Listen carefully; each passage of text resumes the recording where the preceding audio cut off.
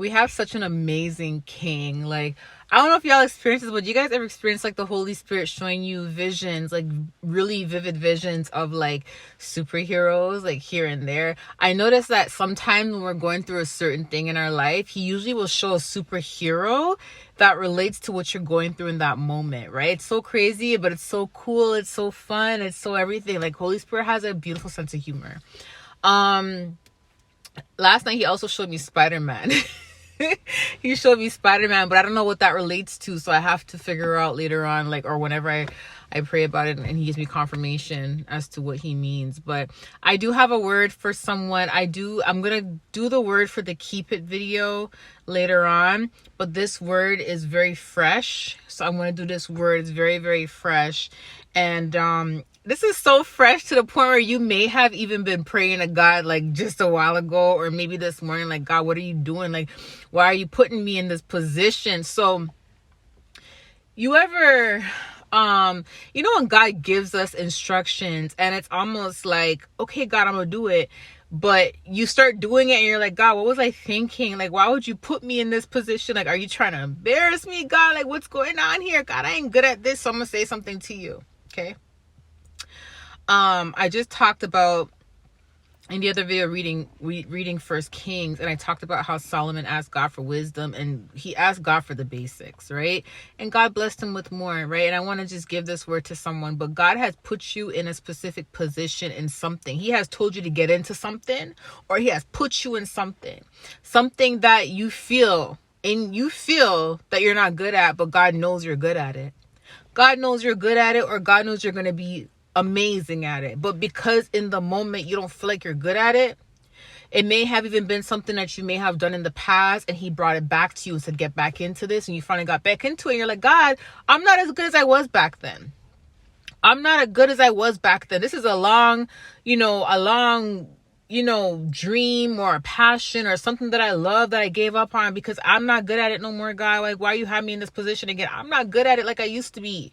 You may have thought that it was, over for you with that specific thing, and that is no point of pursuing it anymore. Or it's a situation where it's new to you and God put you in it and you're like, this is not me, God. I'm not this kind of man or a woman. Like, this is not a task, or this is not a goal that I expected to have, or a career or a skill that I expected to have. Like, this is just something that I don't think I'd be good at, God. It's almost like, let me give you an example so you guys understand where I'm coming from. Like, I'm going to use an analogy. It's almost like, you're not a professional gymnast. You're not a professional gymnast. You're not good at gymnastics at all. You're not a professional gymnast, right? You're not good at gymnastics.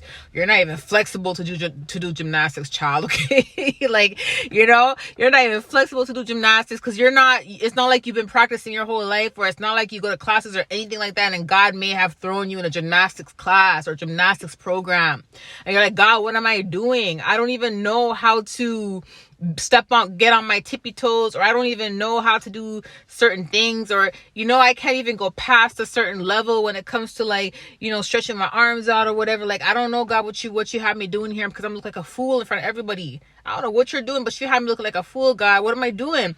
And he puts you in the position to do something that you've never done before, or that you haven't done in a long time.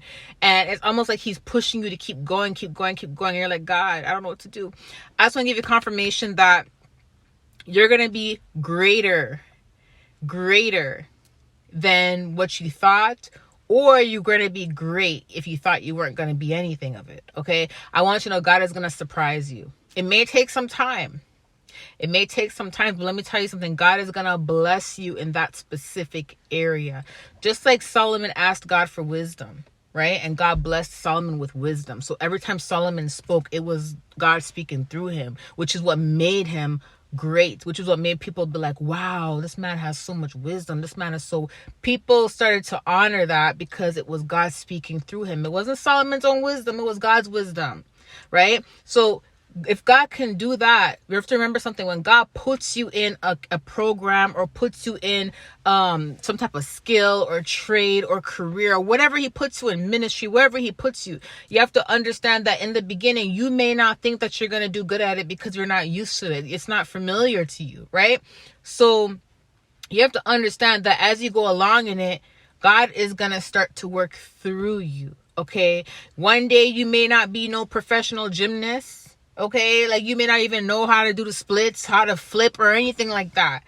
And then the next day you're doing all these miraculous things. You're flipping, you're doing, somersaults, you're doing all this stuff that you never thought you'd be able to do. And it's not you doing it. It's God through you. It's the Holy Spirit through you that is doing it.